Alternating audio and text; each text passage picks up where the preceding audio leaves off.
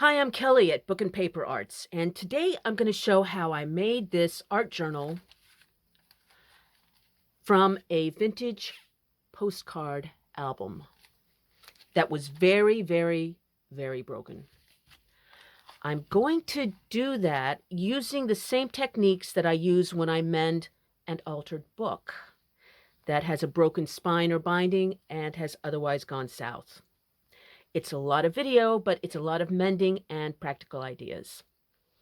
If you like journal arts and altered books, please subscribe to my YouTube channel and turn on the notifications, and you will have more of them in your life. Now, let's go fix a book. I bought this photo album at my favorite secondhand bookstore in Swansea.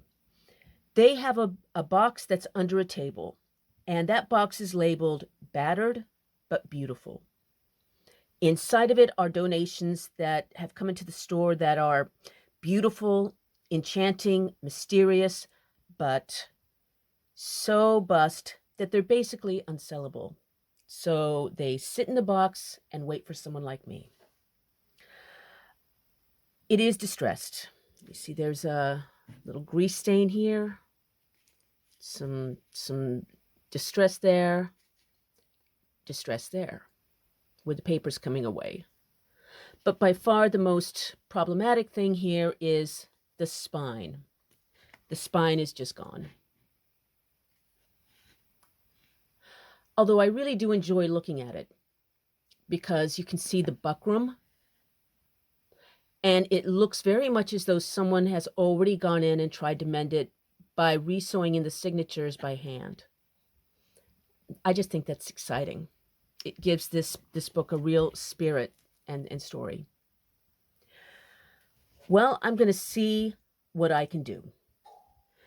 When I mend a book, I do not try to get it to look perfectly perfect.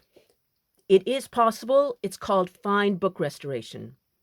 But I don't do that. I don't know how to do that. Instead, all I want to do is get this book into sound enough condition that the pages can then be altered and it can be turned into something beautiful that will be loved. In fact, I actually think that as an altered book, these distressed elements are part of what gives this book its spirit. It's part of its story, the journey that it has been on for 110 plus years. So I like it.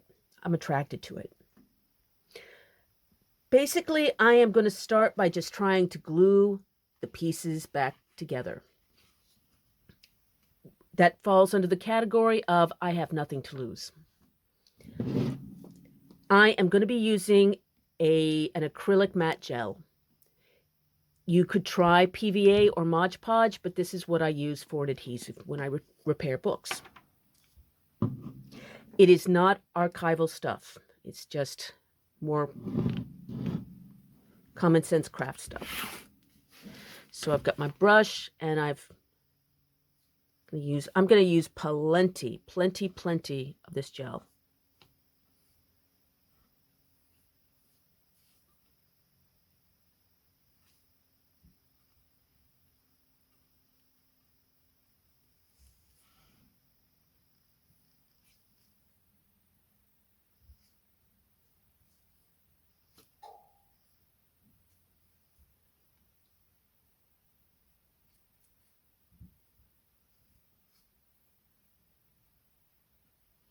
Just go some little bibs and bobs here poking out. I'm going to try to get them all glued in the order that they're standing out. So let's move this little bit here and put some glue on top of that. And now I'm just going to carefully fold it into place and fit it, like a puzzle. I am going to have to hold this for quite a while because the acrylic gel does not set immediately. And there's really no way that I know of weighting down this side of the book. So I'm going to hold it for a while until it sets and makes a seal and come right back. Having said that, I am happy to lean in and embrace the imperfections here. This is now holding, but it's an accident waiting to happen. If anything was to clip, that it can just pull the whole thing open again. So I want to put a little bit more paper from here to here, wrapping around that seam. If you've seen my videos, you know that my mantra is use what you got. If you don't have what I'm using in a video, look around your workspace, be resourceful. Well, I'm going to take my own advice today because I don't have any paper in this teal color. I do have some mulberry paper, and mulberry paper is really good for mending book bindings. I have cream color and I have this blue. Mulberry paper has a lot of plant fiber in it, so even though it's thin and malleable, it's super resilient. And I could put that there. And you know, I don't hate that. But it's more contrast than I would want if I had my druthers. And I do. Because I also looked around and found this cloth paper napkin. And I love this pattern. They were super cheap. I think they were 35 cents on sale in a drugstore in Mississippi. So I cut a piece of the right size, and I love how this looks visually. I peeled it. If you've got a paper napkin, you can just keep peeling the layers and peeling the layers until you get to the finest, thinnest layer. And when you glue it down, it goes transparent. So this would look really, really, really good. And I want to do it, except that this napkin is just going to be, once I get it wet, it's going to be so fragile. Unlike the mulberry paper, it is just going to disintegrate. So, sorry. I wish that could have worked. I also have some tissue paper. Now, I collect tissue paper like it is going out of style. And this is some William Morris pattern that I got in a stationery store in Gloucester over the summer. Until I saw it, I never knew that I needed William Morris tissue paper. But I was wrong. So again, the difference here is that even though this is also very, very thin, and it's also going to go on translucent when you glue it, tissue paper is strangely resilient. So I am going to have to be gentle, but once it goes on there, it's going to give me a nice seal, I hope. What I'm doing is I'm going to rough tear the edge that's going to go here, so it's not too much of a, really, really hard line. Tissue paper does not like to rough tear, so I'm just going to have to do it a little bit at a time. I have my rough torn square of tissue paper, and now I'm going to add my gel medium as an adhesive. Even though it is pretty resilient, you want to have a light touch because it will fold up on itself when it's wet and wrinkle and make a lot of itself. So you're going to have to get a little bit sticky and show it who's boss.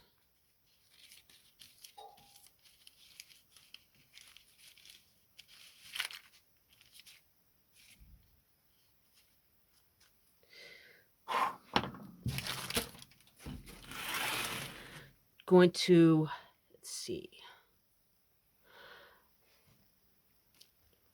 line this up here.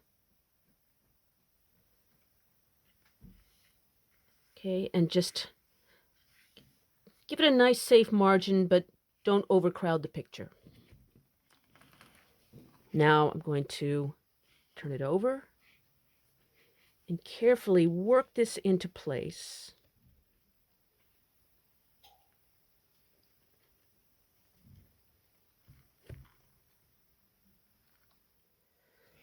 So you want to pull it snugly, just push it into place with your fingers. Just work it on around. Now on this side, I do have a little bit more paper. That's okay. I like that. It's adding interest to the back. I like the asymmetrical, almost in a third there. Okay, we're just going to glue that down. It has wrinkled a little here. I don't care. Now I'm going to let that dry. This is looking way better, but it is still physically very wobbly. I think that's the technical book repairing term, wobbly. So I'm going to try to make it a little bit more sound still by taking some vanilla mulberry paper, cream color, and I'm going to glue it here across the front end papers and also the same on the back. See, there's some distress there. I wish I didn't have to do this because it will break up these gorgeous, gorgeous end papers, but it's the least bad solution. So again, I'm going to take some gel medium and cover my mulberry paper.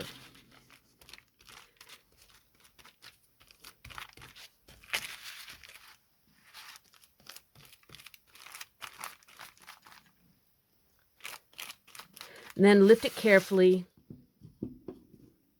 and place it across the binding. Yeah, it wants to stick to itself. Okay, like this. Now just put down one side first.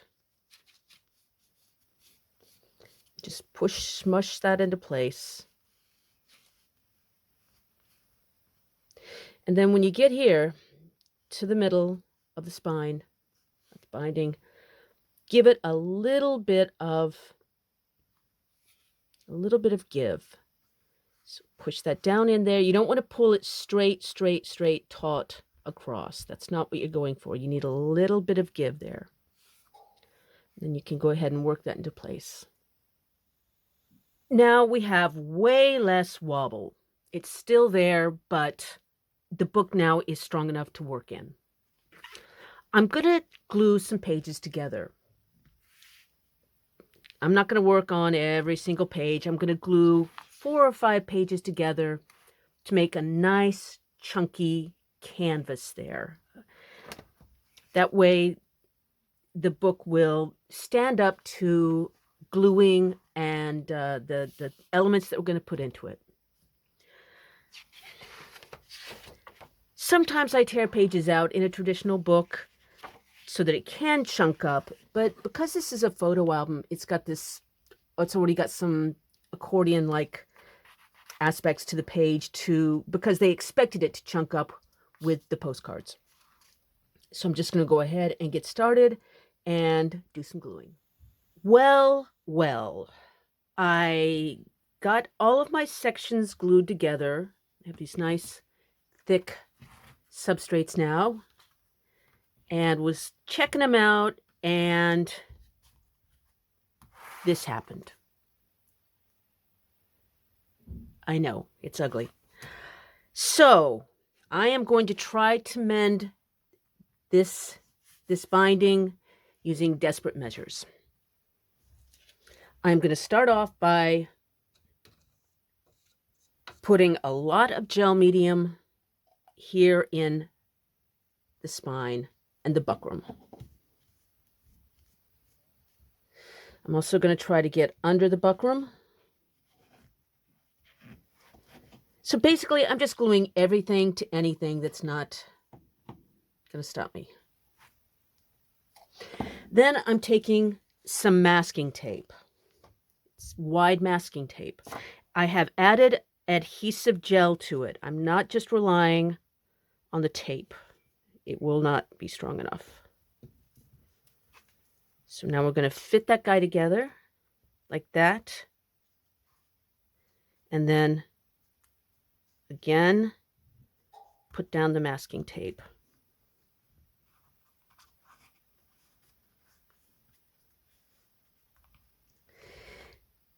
This is not enough to hold this.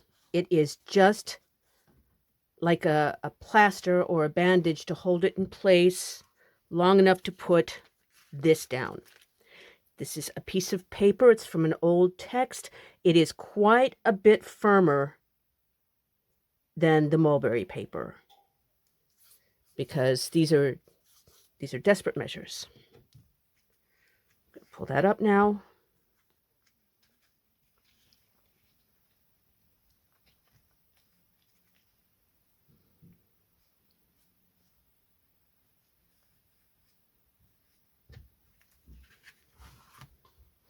And that's why you don't want to put it tight. Okay, so we'll put it there and see if we can work that into where the fold would be.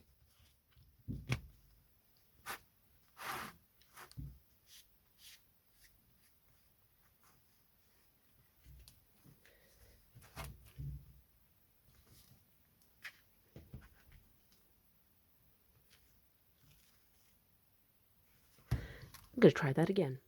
By the way, there is something called bookbinding tape that is meant for repairing books. It's more elastic than masking tape, but I didn't have any on hand, so I thought I would fake it. When I was off camera, I did fiddle some more with that page and with the binding and pressed it all together and put it in my book press, let it dry overnight. And this is the result.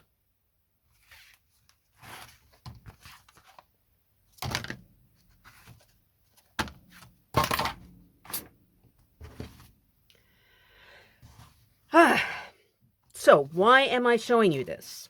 Because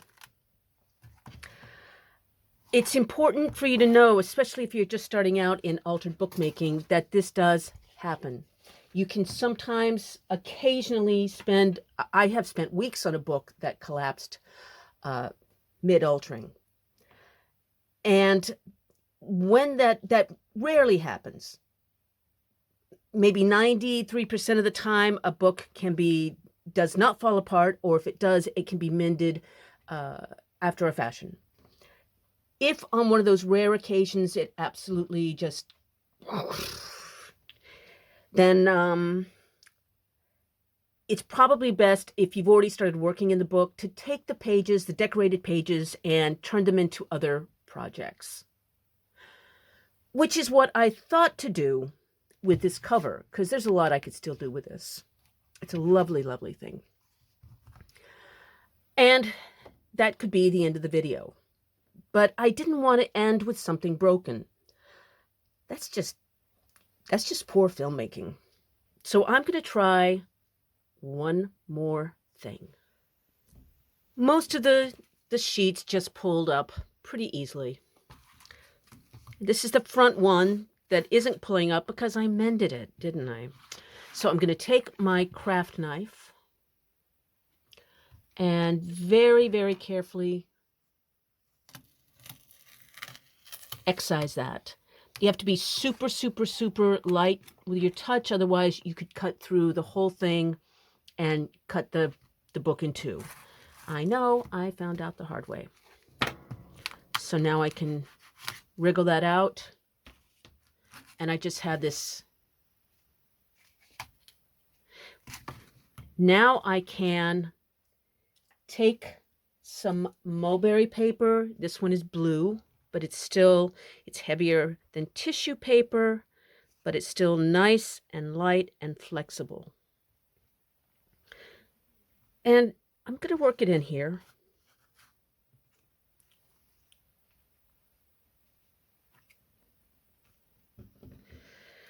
Again, leave yourself, you don't want it tight, you want to leave yourself some room for it to be able to bend as you're pressing it into place.